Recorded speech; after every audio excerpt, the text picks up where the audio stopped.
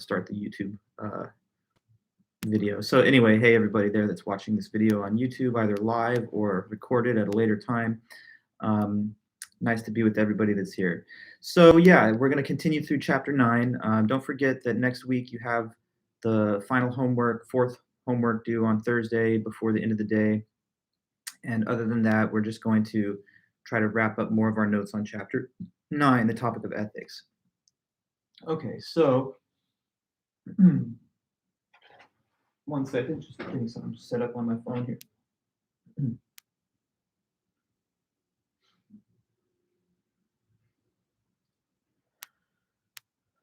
Okay, good. Cool. So good to see everybody here. I see all you guys tapping into the chat. That's awesome. So I'm just going to start off then by going over some of the review from previous lecture, and then we'll segue from there into the new stuff. So chapter 9 is all about ethics. And I was talking to you guys about the basic concept of ethics, what it even is last time. Ethics is the academic and human study of morality and moral concepts. So anytime that we are thinking about moral questions, moral problems, when we make moral judgments, like thinking of things as right or wrong, good or bad, moral and immoral, virtuous or vicious, things that you ought to do versus things that you shouldn't do, what is just and what is unjust, that whole part of life where we make these types of moral evaluations, that's what's called ethics or morality, moral philosophy. We basically spoke about how there are these different types of actions within ethics. There are 3 main categories of actions. Maybe just to sort of touch base with you guys, I could ask, what are some of those different categories of actions in ethics? We've got morally blank. Okay, there you go, Lisa. Morally impermissible. This is one. And then we have morally permissible, right, Mike? And then additionally, there's also the case of the morally obligatory actions, right? So we had nice general discussion of those terms and topics. Morally impermissible actions are actions that are wrong and they're not okay to do. Think of murder, lying, cheating, stealing, rape, genocide, all kinds of bad stuff that people shouldn't do, but unfortunately they can and have happened. And continue to happen in certain cases, obviously, but we're talking about morality, so they shouldn't happen, even if they do. On the other hand, there are morally permissible actions, and those are things that are not wrong, and so they are okay to do. That includes all kinds of stuff, going to school, taking a walk, chewing gum, riding a bike, but it also includes things that have a little more of a positive impact, like if you, I don't know, gave time to volunteer at a food shelter, gave blood, donated to charity, helped your little brother learn how to ride a bike. These are different things that would be morally permissible, but it's also just all the things that don't harm anybody and that are not blameworthy. And then there are morally obligatory actions, which are those that you must do, and it would be wrong not to do them. Like, I don't know, taking care of your child that you've got custody over, paying your bill when you've already received the food, keeping promises, and all the rest. So we've mentioned those things, and we also talked about how not doing what is impermissible is an obligation. So you're obligated to not kill or lie or whatever, and not doing what is an obligation is wrong. So it's morally impermissible, let's say, to not keep your promises or to not take care of your children and things like that. Okay, I'm just going to kind of run through some of the other terms that we all went over just to keep your mind on track. So we said that when you make decisions about what's right or wrong or about what you should or shouldn't do, that's what's known as moral reasoning. And all of us are capable, and all of us do in fact engage in moral reasoning all the time. Sometimes we are subject to moral reasoning of others or members of society or society at large. And that's a big part of human life, being able to make moral judgments. We talked about the different values, moral versus non-moral values. Moral values are those that are good and beneficial for you and also for other people. And they're also considered good for their own sake, even when they don't lead to a good outcome sometimes. That you can think of stuff like altruism, justice, forgiveness, compassion. And then there are non-moral values, which are considered like goal-oriented, more self-interested values. And you can think of wealth, fame, popularity, prestige. Those are desired for the sake of the pleasure or happiness that you believe that they will lead to, but they're not desired necessarily for their own sake. Or if they didn't lead to happiness, then maybe they wouldn't have been cared for. So the book mentions that we should have both of these types of values that inspire and guide our behavior in life. So basically, don't just only be self-centered and focused only on the pursuit of your own ends. Okay, and then I guess we talked about the conscience.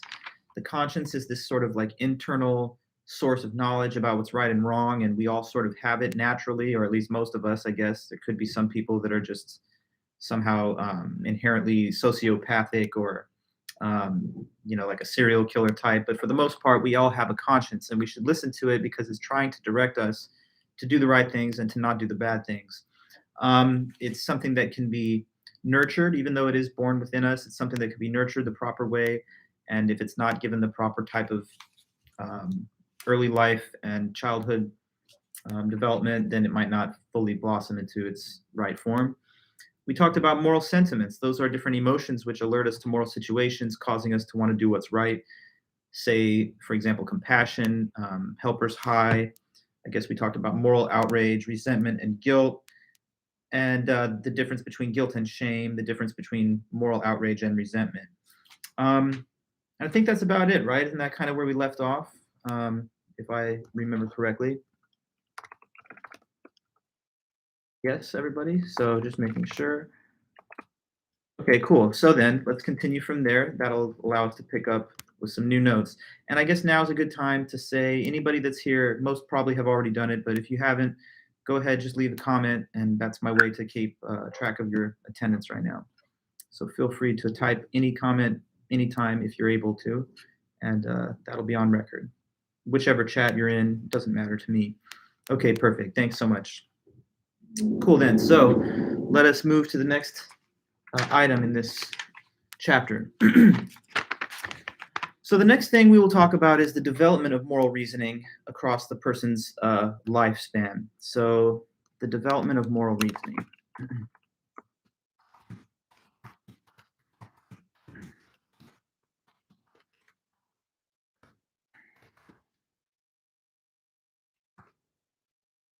Okay, so here we go, development of moral reasoning.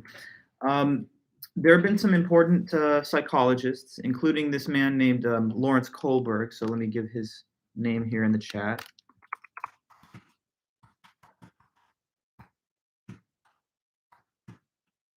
Okay, so this is a Harvard psychologist.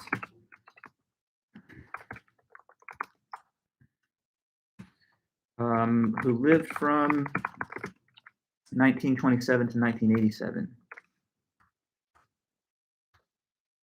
Okay. So Lawrence Kohlberg is a well-known psychologist from Harvard in the 20th century, and he set out a goal, a research project, to try and study what he thought of as the stages of moral development that people generally pass through in their life as they grow and develop and gain more experience. So he thought that there were basically three levels of moral development, three stages that a person can pass through as they go from the most basic level of moral reasoning to the more higher and advanced levels.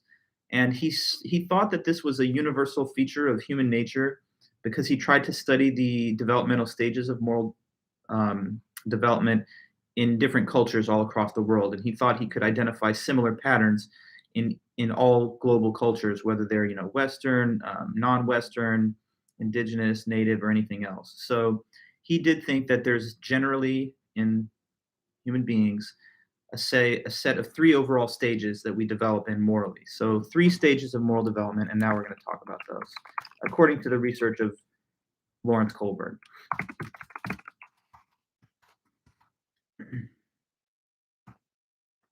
Okay, so here we go, the three stages of moral development, starting with the first.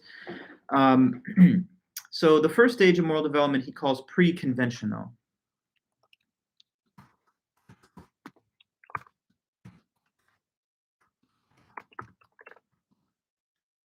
the pre-conventional stage or level of moral development.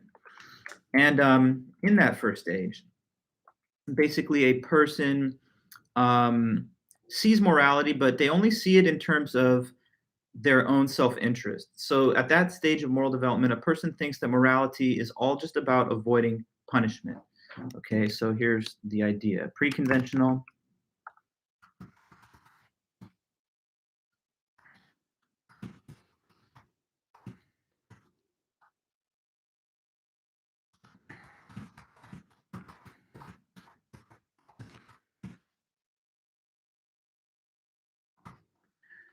Okay, there you go. So first stage of moral development, pre-conventional, and the nature of it is that at that stage, you just think that morality is simply about avoiding punishment for yourself.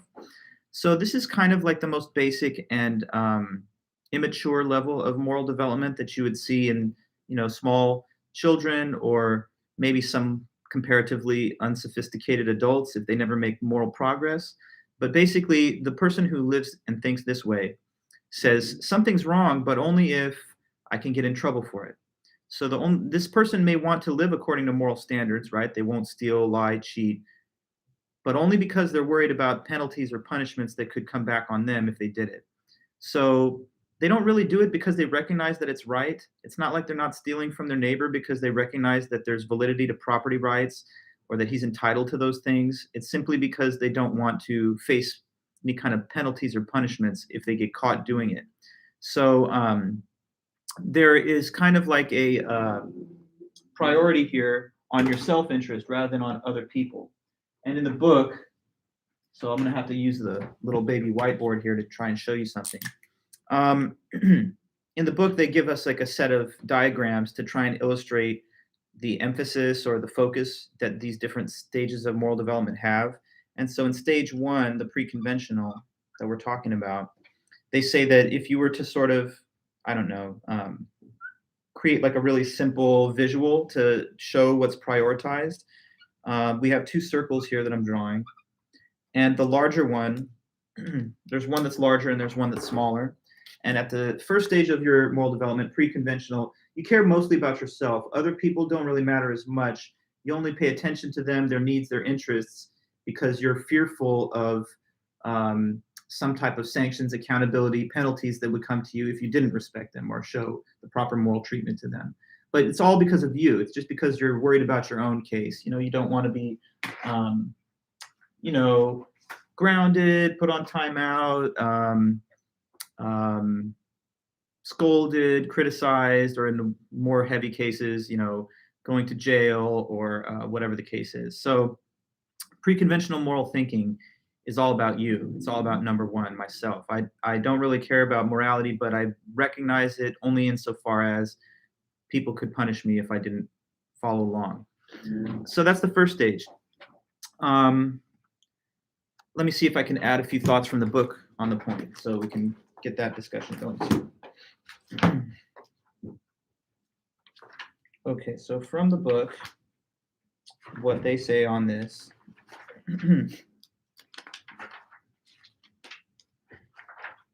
Just get into it.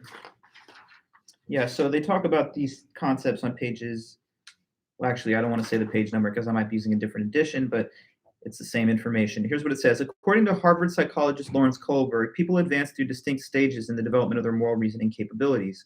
These stages are transcultural, that is, they're found in every culture of the world, and each new stage represents increased proficiency in critical thinking skill and greater satisfaction with your moral decisions. So Kohlberg identified three levels of moral development. In the first, pre-conventional stages, morality is defined egotistically in terms of oneself.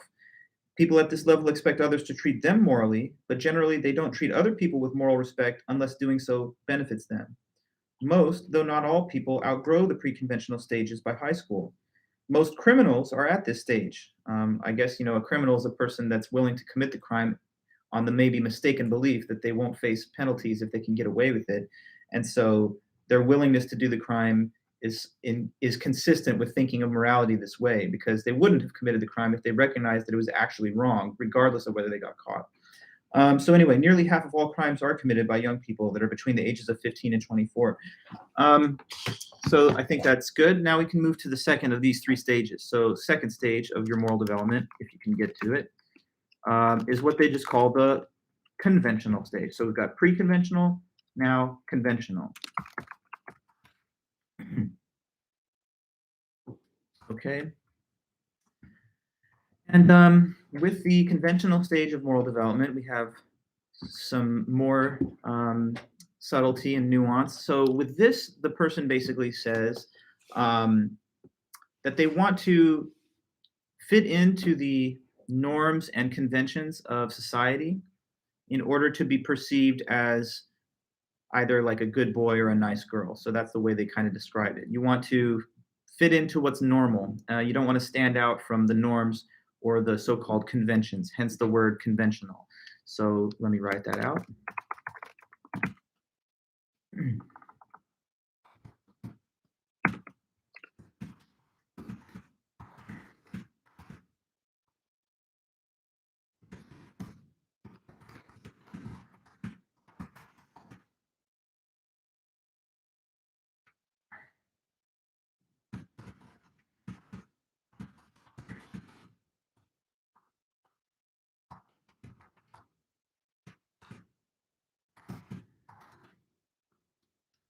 Okay, so just kind of using the language from our book, here's the definition that's given. Conventional stage of moral development. Now the person wants to fit into the norms and conventions of their society in order to be seen as a good boy or a nice girl. So it's all about fitting in at this point. It's not about fear of penalty, it's about desire for conformity. So at the conventional stage of moral development, you'll follow moral rules, you'll show people moral respect, but it's because you regard that as like normal behavior that most members of society follow. And you don't want to be seen as an outsider from the moral system that everyone kind of mutually participates in. So at this stage, sorry if I could get a. Sorry, I'm trying to look for like a little napkin so that I can clear my whiteboard, but fortunately, I'm not really seeing one. Give me 2 seconds. Maybe I'll see one right outside. I'll be right back, guys. 1 second.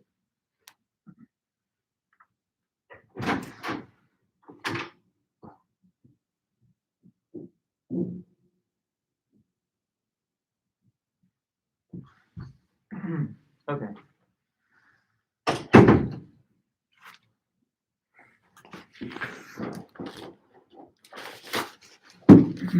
Okay, so in the second stage now, it's all about conformity, really, with the norms of the moral system. So this kind of flips the orientation of those two circles that were shown in the first graph.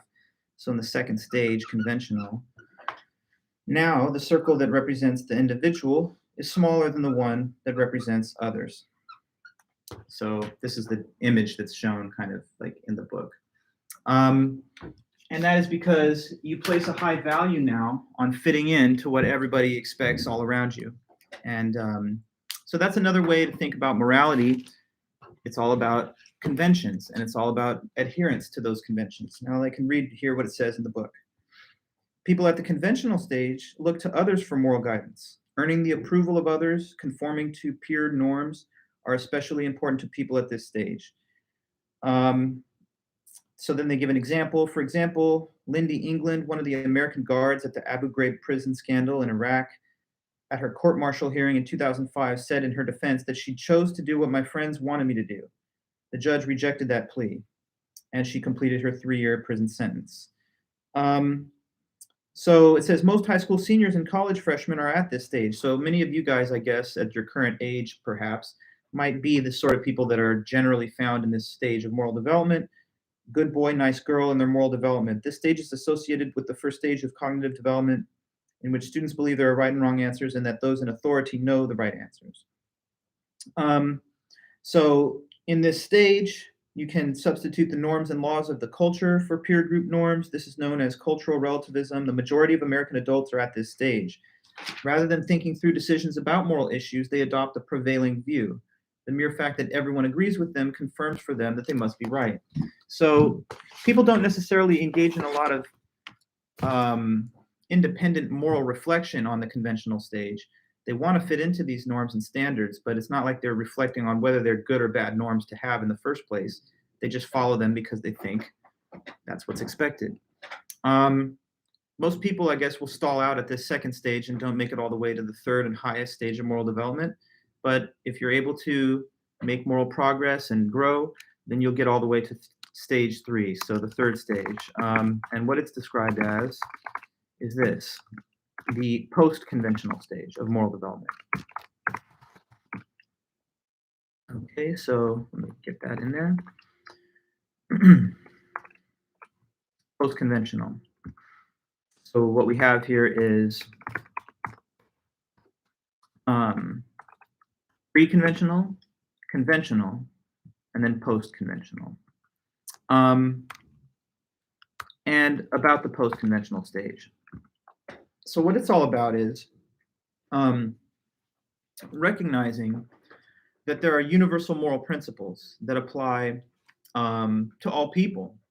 So you want to recognize universal moral rules based on your own best moral judgment. Let me see here what I wanted to say in my text notes. Yeah.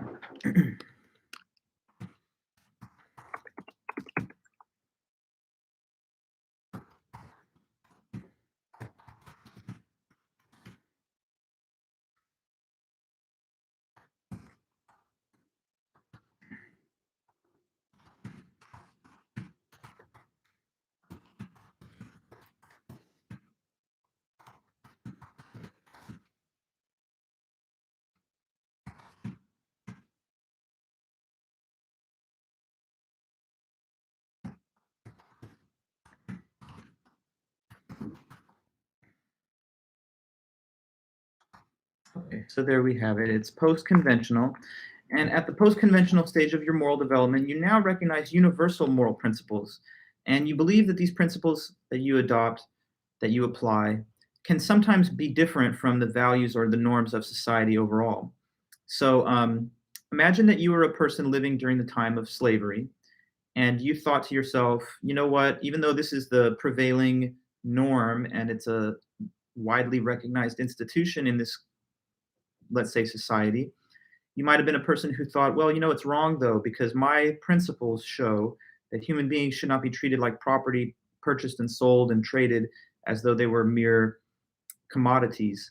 That's not consistent with my view of human dignity, so I reject this institution, even though it's like normal right now in society for it to exist. So at the post-conventional stage of moral reasoning, you take yourself to be a competent enough moral judge that you can evaluate the moral questions at issue and come up with your own views based on the right principles that you hold to be valid. So instead of just going along to get along, as you do in the second stage, now you're willing to think originally, independently about moral topics, even if sometimes that goes a bit against the grain from what the prevailing wisdom is. So you would have been perhaps in the minority of opinion, thinking that women should be able to vote in America in 1910 because, you know, the Constitution only ratified that constitutional right in 1920. But I think today it's universally recognized that that was a good thing and that we've had a, you know, a unequal status quo before that when it came to men and women's rights on voting. So post-conventional moral thinkers are the ones who are able to make progress morally in the world because they're willing to challenge the status quo and say that certain things that are happening in it are either unacceptable or whatever. Doesn't mean that everyone that's at the post-conventional stage defies or rebels against the moral common sense of most people. Many times the values and judgments of most are recognized and reasonable. But at a post-conventional level, you at least give yourself the ability to raise the questions if you think that there are some. Now, I'll read a little more from the book on this. What they say is, at the post-conventional stage of moral reasoning, people recognize that social conventions need to be justified. So like even if there is a convention, you could ask a question, is it a good convention or not? The fact that something is the law does not make it moral or just. Instead, moral decisions should be based on universal moral principles and on concerns such as justice, compassion, and mutual respect. A person's stage of moral development is correlated with his or her behavior. Researchers found that only 9% of people at stage 1 and 38% of people at stage 2 would offer help to someone who appeared to be suffering from drug side effects. Yet 100% of people at the third stage would offer their assistance, according to one study. Less than 10% of American adults reach the post-conventional level of moral reasoning. So it's not necessarily everybody who is able to make the full progress towards their moral development that is possible.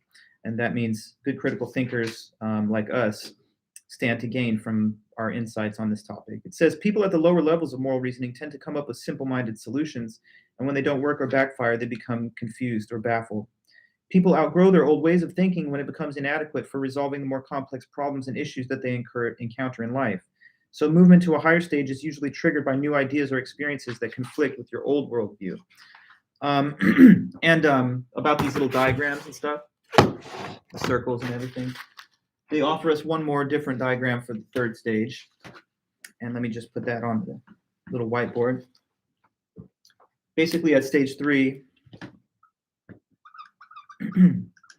these two circles are now, if I can do it right, they're now equalized, they're now balanced. At the third stage of moral development, the circle representing me and others is the same size, because at this stage, you take by way of consideration and advisement the collected views of other members of society and its norms, but you balance that against your own independent judgment. And sometimes your own judgment will overrule or stand contrary to the collected views of society because of your own principles. So that's the reason, therefore, that the circles come to be the same size now. There's too much priority given to the self in the first stage. There's too much priority given to others at the second. But in the third stage, it's sort of just right. They're in the right balance. Okay. So continuing on from there, and let me say one more thing before I move on from this stuff about Kohlberg's stages of moral development. In fact, and you would see this if you look at the book, he and the textbook editor tried to divide these 3 stages into 2 stages per stage. So it's like stage 1, pre-conventional, and then it was like subcategory of stage 1, part 1 and 2. I want to make it a little more simple for all of us because I thought that it just became unnecessarily complex to make the subtle distinction between the first half of stage 1 and the second half of stage 1. So in total, there would have been 6 of these so-called stages, like pre-conventional part 1 and 2, conventional part 1 and 2, post-conventional part 1 and 2. But I didn't see that there was enough of a distinction between the 2 subparts of each given stage to make a big deal about it. So we're only really responsible for knowing the big 3: pre, conventional, and then post-conventional. Okay. So far, so good, everybody. Hope we're all together and that you're able to follow me pretty closely and no problem with understanding it. So next, what we're going to talk about is moral theories a little bit. But I'll just say a few things about moral reasoning that are mentioned in the book before that. In college, as you guys are college students, you do develop and change a lot. Your moral outlook, your perspectives can grow. They can vary from the thoughts and perspectives that you held before as a child. And for some people, it's almost like a crisis in life because you have your worldviews challenged by all the new ideas that you see from your classmates, from your teachers, from the subjects that you're learning. At the same time, you feel pressure to conform. Now, the textbook mentions how the development of moral thinking can change over the course of a person's college years. Let me go into that, saying it here in the book, the development of moral reasoning in college students. A college education is correlated with moral development. Many young people in college go through a time of crisis, sometimes called cognitive disequilibrium, when they leave home and enter college. They may initially respond to the disruption of their worldviews by conforming to their peer culture. As we've already seen, freshmen tend to be more black and white in their thinking. In a study of moral reasoning in college students were presented with the hypothetical case of a subject named Joe. One day, a neighbor discovers that Joe, who has been living the life of a model citizen for several years, is actually an escaped prisoner. Students are then asked, should the neighbor turn him in to the authorities? Freshmen were more likely to say yes because that's what the law dictates. Since he's a fugitive, he's supposed to be apprehended. So people in the freshman category were more likely to say, yeah, he should be arrested just based on the law. But by the time college students were in senior year, they had a little more complexity and subtlety to their reasoning. They would say things like this. They're still concerned about the law, but they also want to know whether it would be fair for the law to be applied in this case.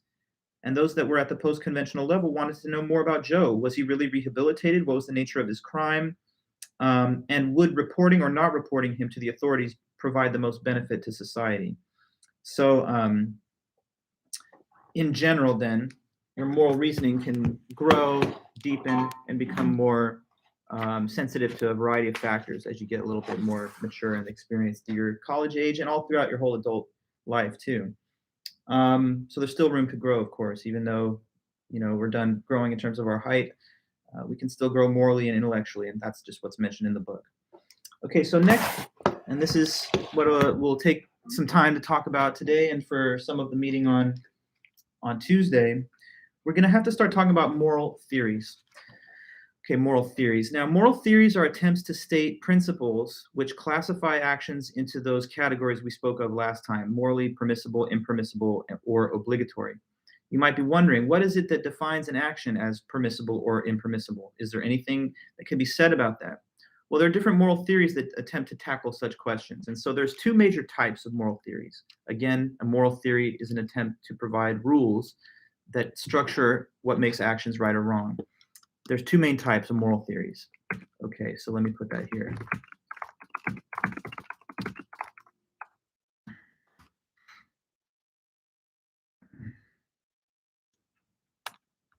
Two main types of moral theories. Just 1 second here. Okay, so there are, on the one hand, what are called moral relativism.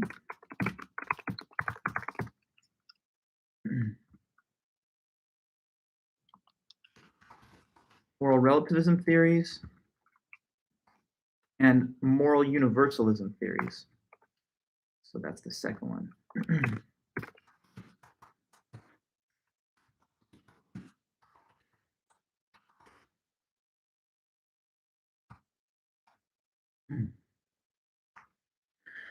Okay, two major types of moral theory, and let's go into those things. First of all, the moral relativism theories.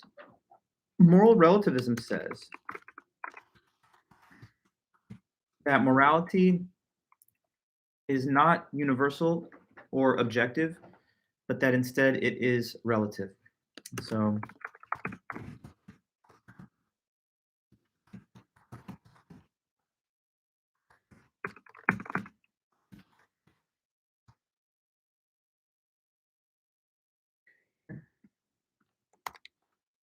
morality is not universal or objective, it's relative. So says the moral relativist. So if you're a moral relativist, then you think there's no real correct answer in in an objective sense as to which actions are right or wrong. It depends on something. It depends on something that's relative. So like maybe in one person's mind the act is right, and in another person's mind it's not. Or maybe in one culture it's considered to be right, and in another it's not. And according to the relativist, there's no right answer. There's just these different viewpoints. Now, there's actually two different types of moral relativism that fall within the scope of this broad class of theories. So, one type of moral relativist theory is what's called, let me get this right, ethical subjectivism. So,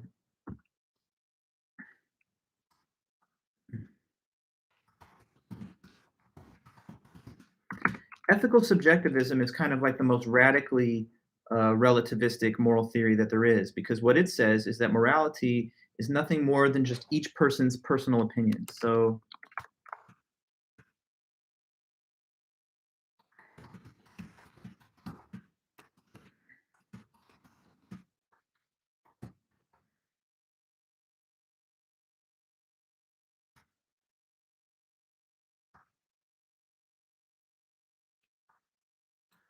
okay, ethical subjectivism. It says morality is nothing more than each person's personal opinion. So, Like, say, take the case of abortion, right? It's being, I guess, debated right now by the U.S. Supreme Court, even though we've had 50 years of legal precedent under Roe versus Wade. They're considering striking, well, I guess I should say, um, they're considering whether or not to allow the Mississippi law that would change the rule in that state from the third trimester to 15 weeks.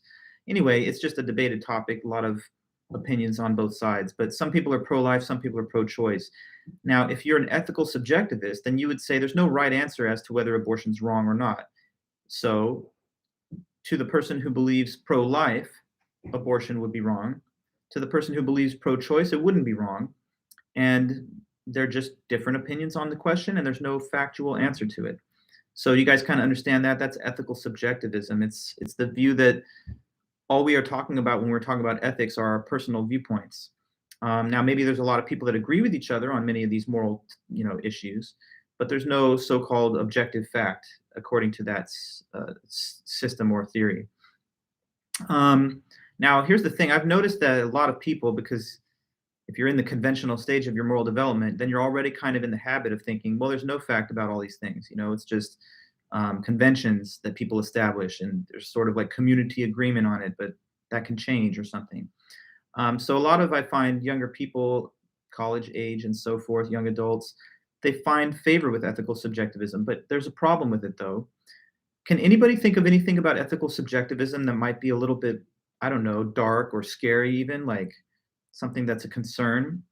If morality is just personal opinion, what could be a problem with that? Saying that morality is just each person's personal opinion allows what type of judgments to be given validity? Yeah, there you go, Jeannie. Crimes could be okay. And, so take the case of, let me ask you a question. According to ethical subjectivism, is it wrong to kill a person? It's kind of a trick question, so think of your answer, but it's possible to say. So according to ethical subjectivism, is killing wrong? There you go, John. It depends on the person, right? So it is subjective. That's the point. So to most of us that have no desire to kill and that find it, inhumane, cruel, violation of rights, we would say, yes, in our view, it's wrong, and therefore to us, it's wrong. But take the case of the serial killer, him or herself, ask them what they think about it, and they might say, you know what, you guys have the wrong opinion. Killing is great. It's like hunting, except when you're killing humans, you're hunting the most difficult prey that's got the most resourcefulness and intelligence, and it's a real thrill. I think I would recommend it to people. It's a great experience and it's fun. Now that person's got a warped, kind of messed up worldview, and it's evil. Do we really want to say, well, that's their opinion and there's no correct answer to this, so all we got to do is sort of just agree to disagree? You say killing is good, I say it's wrong, and we're just both right relative to ourselves. That doesn't sound right. Most of us would probably rather think that these actions are objectively wrong. Like if people want to commit rape or genocide or murder, they don't have the standing to say, well, in my view, it's right, and therefore nobody can tell me otherwise because there's no fact about it. So the problem with ethical subjectivism really is that it grants legitimacy to deviant moral views, and most of us would probably say it's not just an opinion whether murder is wrong, but it's like a hard fact. It's absolutely wrong. It's objectively wrong. So ethical subjectivism denies us the ability to make strong moral judgments or critiques, because according to the view, all it takes is for somebody to have an opinion, and then if that opinion is theirs, then it's right to them or wrong relative to them. You guys understand what I'm saying? Like, it sounds kind of weak to just say, well, to some people, rape is wrong, and that's all that we can say about it, as though it's not actually wrong, or it's not wrong in and of itself, regardless of, the existence of weirdos out there that have, deviant and, completely antisocial views. So that's the issue with ethical subjectivism. Now, there's another type of moral relativist theory that I'm going to mention next. We're going to get to moral universalism in a moment, but I'm starting off with just the relativistic stuff. Another type of moral relativism that's not maybe quite as radical as ethical subjectivism is cultural relativism. So now let me try and explain that. So with cultural relativism, it's still that morality is relative, but it's relative to something a little bigger than the individual. Now we say that morality depends on the norms and uh, standards of a person's culture. Okay, so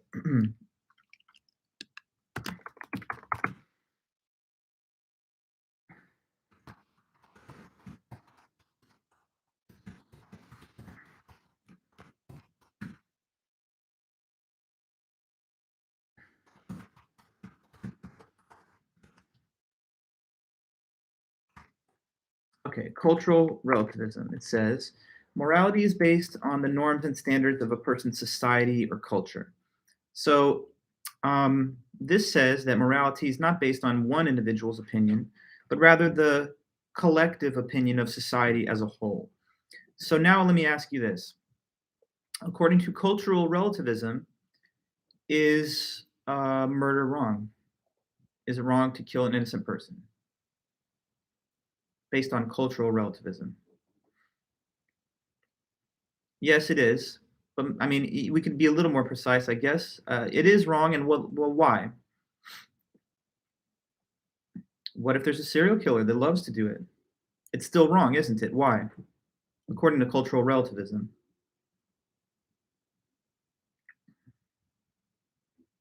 Just that's a question. I'm asking a follow up. You say it's wrong to kill innocent people based on that. Jacob, because the majority of society believes it to be wrong. Yes, there are laws that we have, of course, that penalize such behavior, and that reflects the common judgment of our society. So that's right, John. It's wrong because society believes that murder is not a moral thing to do. Good. Um, So in this case, we don't have the problem that we had with ethical subjectivism, that if there's like deviant individuals, that they get to hold their moral standard as valid relative to themselves.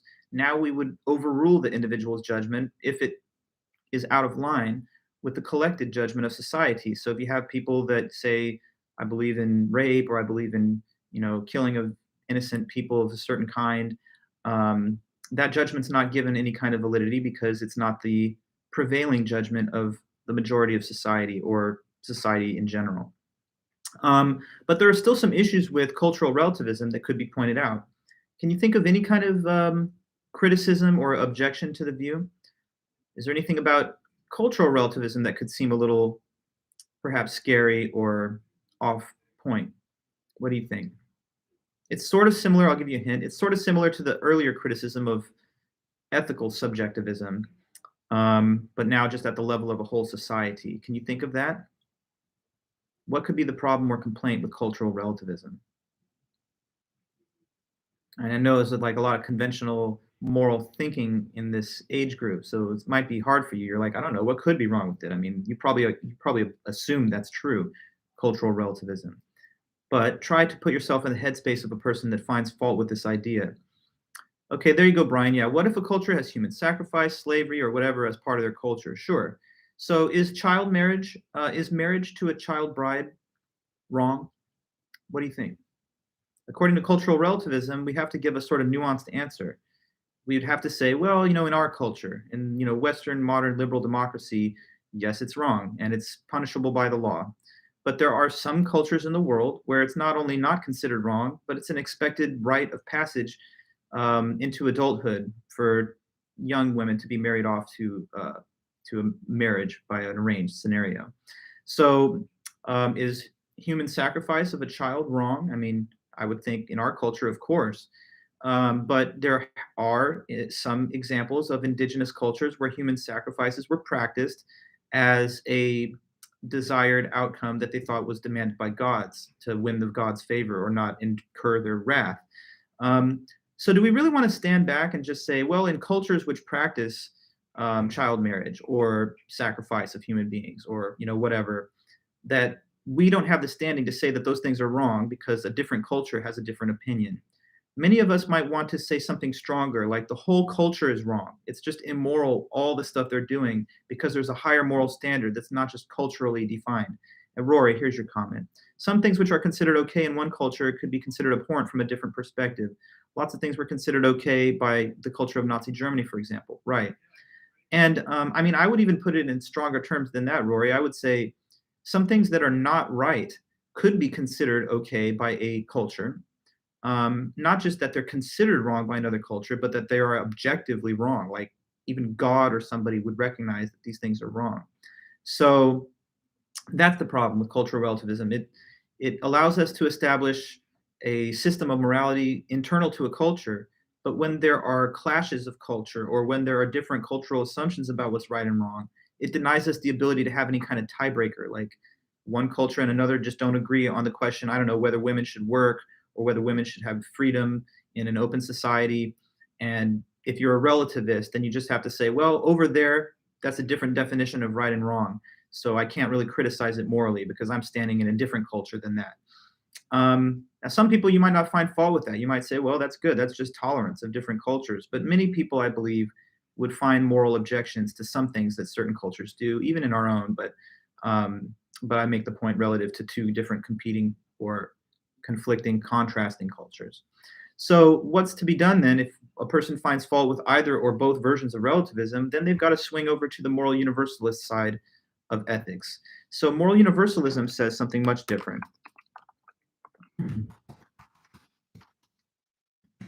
So according to moral universalism, morality is objective. Morality is objective and universal, and the same moral rules apply to everybody all the time and everywhere. So if you believe in moral universalism, then you say there's a universal moral code that's objective, and it does not change from place to place, person to person, or time to time. Okay, so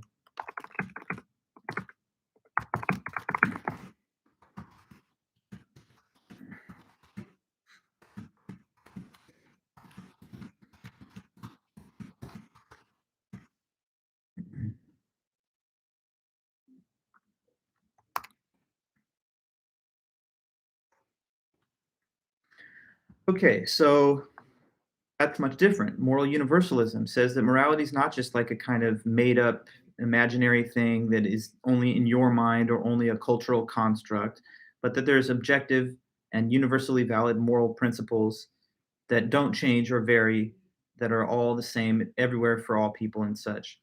Um, Now, moral universalism doesn't suffer from those problems that the other theories have, but I guess to some the issue is epistemic. Like, how could we know what the moral universal principles are? Well, let me say this: there's actually greater weight given to moral universalism in much of the writings of ethics in moral philosophy by philosophers. The prevailing view, the consensus, is that moral universalism is true, although the common view of most people untutored in the ways of ethics is that it is all just relative. Um, so what I have to now then do is try my best to explain to you what are some of the big, powerful, moral universalist theories that have been developed in the West. There's certainly a couple of different ones, and um, they've had great influence, and they have a lot of persuasive power. So we're going to try our best to examine at least a few of these universalist moral theories. Um, okay. Now, one type of universalist moral theory was developed in the 19th century by this British philosopher, political economist, and politician named John Stuart Mill. So now we are talking about universalist moral theories. And we're going to get into at least two of these.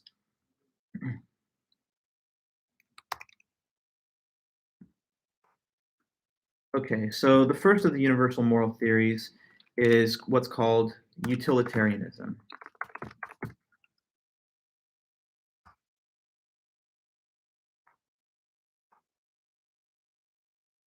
Okay, utilitarianism. And this theory of ethics was developed primarily, there have been a few other important figures behind it, but the guy that gets most credit, I believe, is this man. His name is John Stuart Mill. And he lived from 1806 to 1873. Okay. So John Stuart Mill, one of the major figures behind the development of this ethical theory called utilitarianism. Um, about John Stuart Mill, just a few words. He's, as I said, a British philosopher of the 19th century. He was a political economist. He also briefly served in the British Parliament, so he was a lawmaker for a time during his life. And he had an interesting mix of different views. Politically speaking, he would be what we would call today a libertarian, meaning that he thought that the government should have the least amount of power that was consistent with maintaining order in society, but no more than that. And so he would have been a believer in small government that didn't overreach into the private lives of people. And he also said that when people do things that are merely self regarding, then they should be permitted under the law to have the liberty to do those things, even if they're like self-destructive. So he would have been a person who would be in favor of like legalization of alcohol, drugs, gambling, prostitution, things that don't affect the material interests of other people if a person decides to do them. But he also would be a progressive in a certain sense, according to other views that he held, because he believed in the right of women to vote at a time when they were not allowed to vote in many of the Western countries. He thought that slavery should be abolished worldwide, even though it still existed in certain places. So he was a big believer in liberty, and but his most important contribution would be his writings, not on politics, but rather on ethical theory and utilitarianism. So, what is utilitarianism? Utilitarianism is a member of a family of theories that are called consequentialist in nature. So I have to take a step back, define for you what consequentialism is, and then we will see how that plays into the topic and the definition of utilitarianism. So consequentialism is this. Consequentialism says that the morality of an action is defined by its consequences.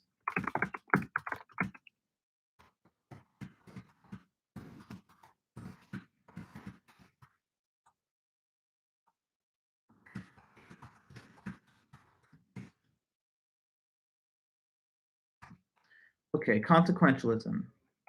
Morality of an action depends on the consequences that come from the action. So, in consequentialist moral theory, what you should be focused on when you do things is what the probable consequences will be from the things that you're doing. So, consequences are just like the after effects that result from the things that you do. Like, there can be good consequences to actions, and of course, there can be bad consequences to actions too.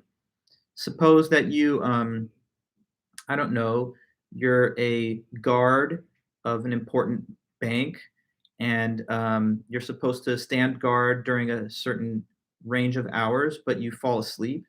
Maybe a consequence of you falling asleep is that the bank could get robbed. That's a bad consequence. Maybe another example, you're helping a friend study for a test, and because you help them prepare, a good consequence is that they do well on their test. So, in consequentialist thinking, you would always have this kind of forward looking prospective judgment about what the probable outcomes are from the things that you do. And you would be called on to try and act in the way that would produce the best overall consequences. So it's all about results, trying to do the things that lead to the best results or consequences and avoid the bad results and the bad consequences. Now, little diagram might help just slightly. So suppose that I'm just drawing a little stick figure here of a person, and like you see this little stick figure. Suppose they did some action, and then this arrow represents the passage of time afterwards. At the tail end of the arrow, I've got the letter C kind of highlighted, and I'm just letting that stand for consequences. So to consequentialists, it's this stuff here, the stuff that happens after you act, that matters towards the judgment of how your act was good or bad. So again, focus on consequences and always try and create the best. Now, utilitarianism is a member of the consequentialist family. So, like, for example, we're human beings, and we're a member of the mammalian family of animals. There are other mammals, warm-blooded creatures that give live birth that are not humans, like lions, tigers, bears, dogs, cats, whatever. But the relation between the two ideas is that we have a more broad umbrella concept, mammal, and then under that concept, individual species fall. So consequentialism is an umbrella term, and underneath it falls different particular theories. One of them is utilitarianism. So the utilitarian version of consequentialism says that the consequences that matter, that we should focus on, are those that bear on overall human happiness. So the basic motto and creed of utilitarianism, now I can tell you. It just says this. The right action, or I should say it this way, act always to promote the greatest amount of overall happiness for the greatest number of people.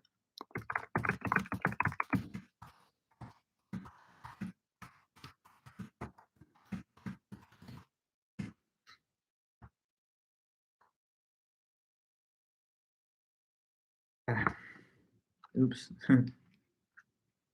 Accidentally pasted a previous typed comment into the thing that I just wrote, so I have to write it again. Oops.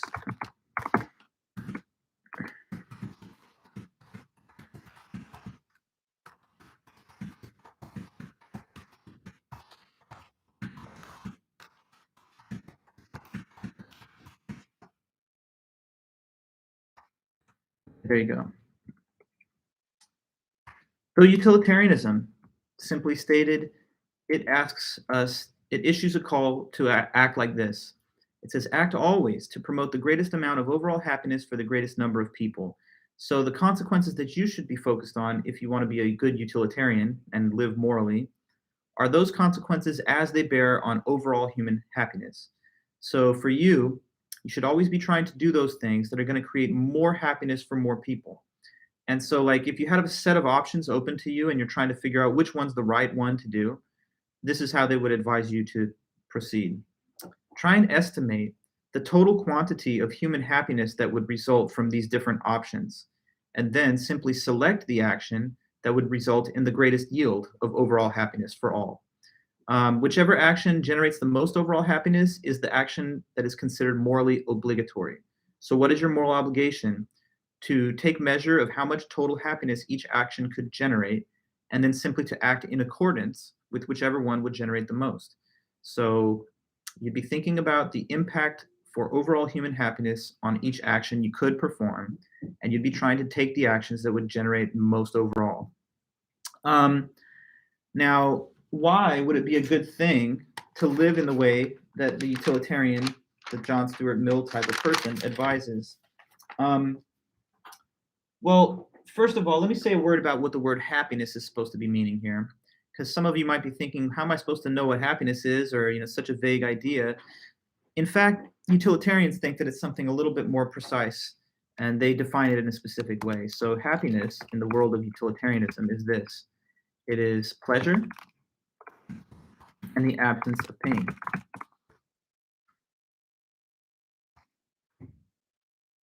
Happiness is pleasure and the absence of pain. So you should be taking the actions that create more pleasure for people and that don't cause pain or that remove pain.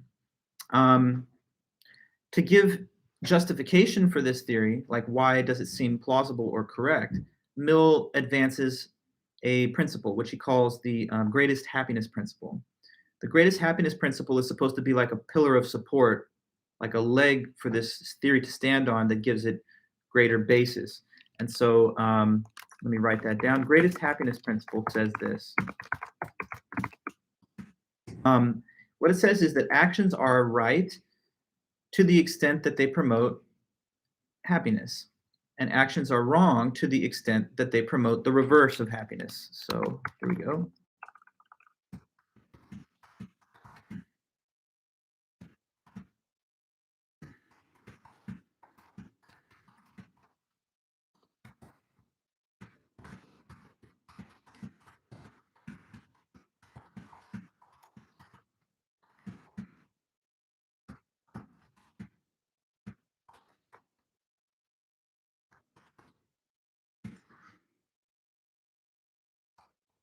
Okay.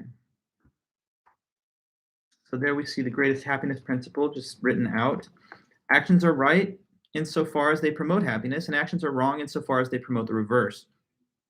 Let me see if any of us can figure out what the reverse of happiness would be. you see the definition of happiness written right there, that it's pleasure and the absence of pain.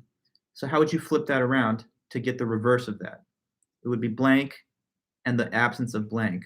What do you think that would be? There you go, correct. Pain in the absence of pleasure. So that is the reverse of happiness.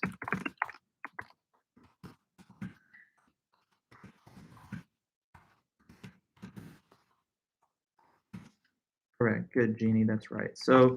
Um, so now coming full circle here, what John Stuart Mill's claiming is um, pleasure and the absence of pain is what everybody wants. Everybody wants pleasure. They want to avoid pain. That's not something that's debatable. I mean, because everyone tries to avoid any painful stimulus and they seek out a pleasurable stimulus. And so it seems to be something that's just hardwired into the nature of what we are, that we seek for pleasure and we seek to avoid and we're averse to pain. So if that's what we want, then why not try and generate more rather than less of this happiness and pleasure? And that would be the right way to live your life morally. Um, to even give further defense of the theory, another principle is stated by Mill, and it's this. It's the idea that happiness, and since it's synonymous with pleasure to them, I'll just put a slash. Happiness slash pleasure is the only thing that we pursue as an end and not as a means. So if you're wondering why would this be the right theory to abide by, he offers this as another reason. Because as he sees it, happiness and pleasure is the only thing that any of us pursues as an end and not as a means. So we have to break down that statement there, we have to get a little bit more clear on some of those important words, like what is an end and what are means in comparison to an end. So I'll help you understand that.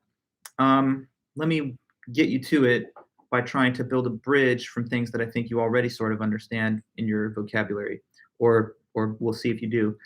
So, has anybody ever heard this phrase? It's a pretty well-known saying that sometimes the ends justify the means. Anybody? Ends justify the means? Let me know if you know anything about that. Okay, Jeannie, so you've heard it. So to anybody here, what do you think that means? Can you say that in other words? Like, can you restate the claim in more full language? The ends justify the means. What are we saying? If you could take a stab at it, it'd be great. We'll just see what you have. We'll work with it. But if the ends justify the means. Okay, so very good, Jeannie. I think that's pretty well stated. Or Rory, the goal is good enough to merit the actions required to achieve the goal. I like that as well. And the way you put it, Jeannie, if you're doing something wrong but for a good reason, then it's okay. Okay, yeah. So Rory, for example, if what you're saying is the right explanation of that statement, then what is an end? What is an end? You say the goal is good enough to merit the actions required to achieve the goal. So in that formulation, what would be the equivalent of the so-called end? An end, in other words, by definition, is just a what?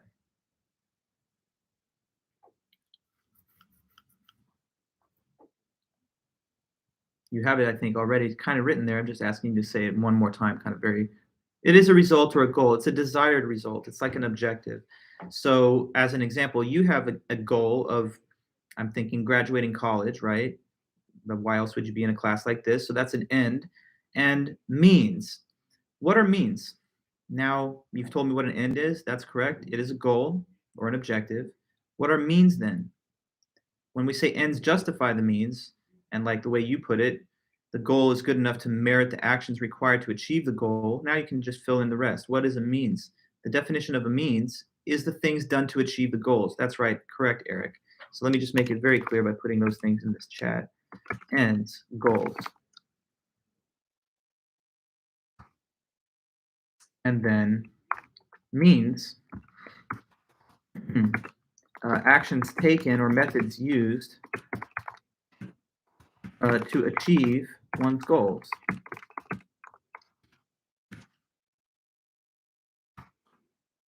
Okay, so yeah, and Oh, Roy, for an end means such as studying, attending class, doing homework on time. Less positive means like cheating. Yeah, so means towards your goal of graduation can be attendance, reading the book, um, I don't know, sleeping enough, getting good meals, doing the things that will help you to have successful outcomes that pave the way towards your ultimate graduation, if that's what it's going to be. Um, if I have a goal of becoming very physically fit, then means that I take to that could be the things that I do when I'm going to work out, weights lifted, miles logged on the track. So ends are the goals, and the means are whatever you do to get there. So when a person say that, uh, right, okay, correct, Rory. Sometimes people can have unsavory means to their ends, right? So if you have a goal of providing for your family, and one of the means that you're using to that end is like, I don't know, the sale of certain drugs or other controlled substances, then you're getting to the goal through illicit means. But somebody might say, as some people do say, that when you have very important goals, they kind of make justified whatever, in some cases, less than benign means that you may have taken to get there. So, like, if I'm trying to feed my child and I steal a loaf of bread, I might say to somebody, yeah, it was theft. And theft is usually not good. But in this case, the ends justify the means because the goal of feeding my child is so important that it makes it okay, whatever I had to do to get to it. Okay, now, coming back to Mill's statement, what did he say? Mill said that happiness and pleasure is the one and only thing that all of us pursue as an end and not as a means. So now that we understand what those words refer to, we can say this in full clarity. The claim is that happiness and pleasure is the only goal that we have. It's the only goal. Everything else that you're doing in life is not the goal. Everything else that you want, if you want it, is just because it's desired as a means towards the end of the happiness that you want, which is the real goal. Um, and since happiness and pleasure is the only pursuit of all human action, then Mill thinks it makes perfectly good, reasonable sense to set that as the sort of standard and the North Star of ethics that you would gauge all your actions based on. So let me try and make it seem to you, at least initially, plausible, his claim here that happiness is the only end of all human actions. And I'll try and make that relatable to you by just walking you through your own current scenario. So one thing I know you're doing is you're taking this class. Um, so you're taking this class, but you must have a reason for doing it. You can't just be doing it for no reason. So what's this class a means to for you? You're trying to get somewhere, some goal, and this class helps you get to that goal. So what is this class a means towards? Why are you taking it? Why are you watching this lecture? Why are you doing this? What's the reason? I mean, only you can tell me. So why? Why are you enrolled in my class? What are you trying to do?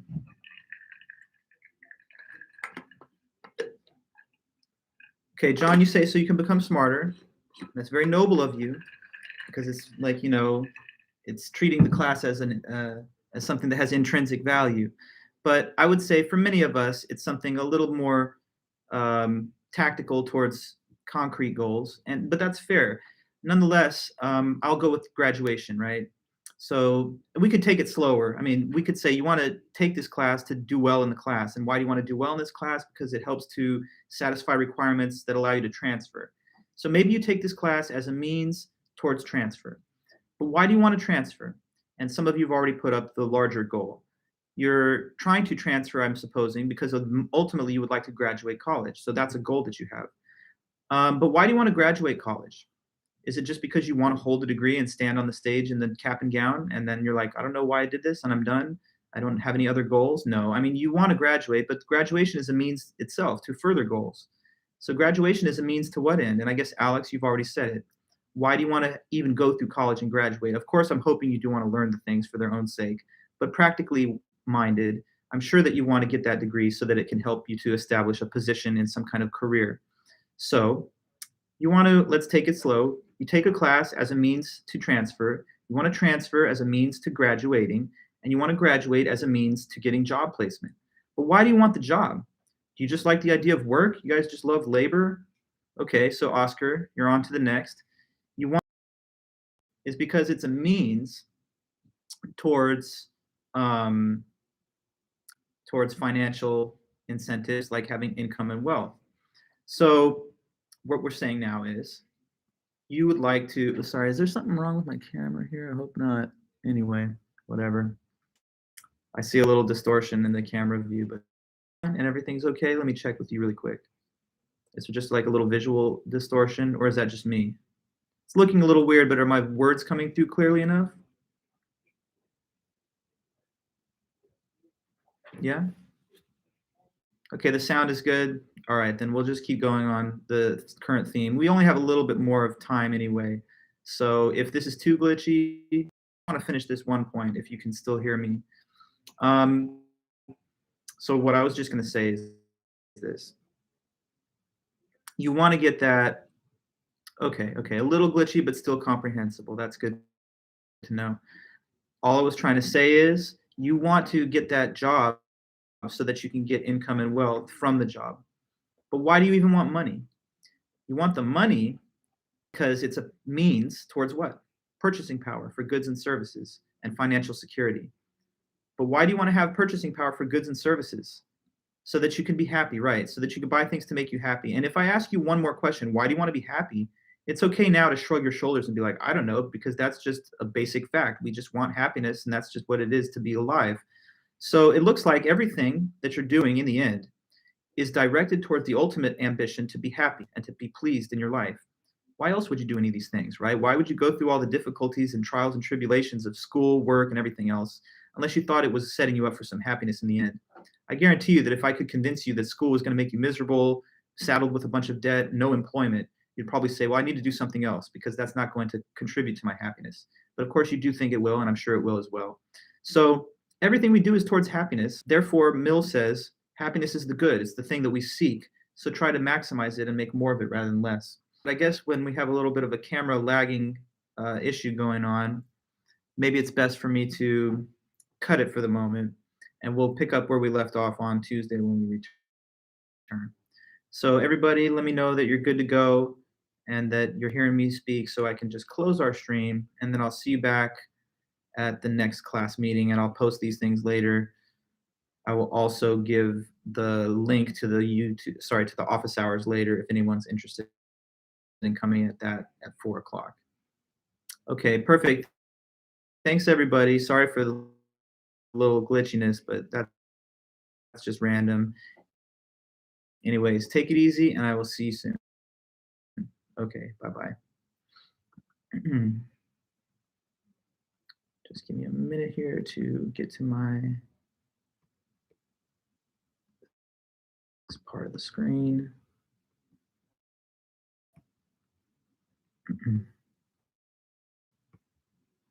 Ending one stream. Thank you guys.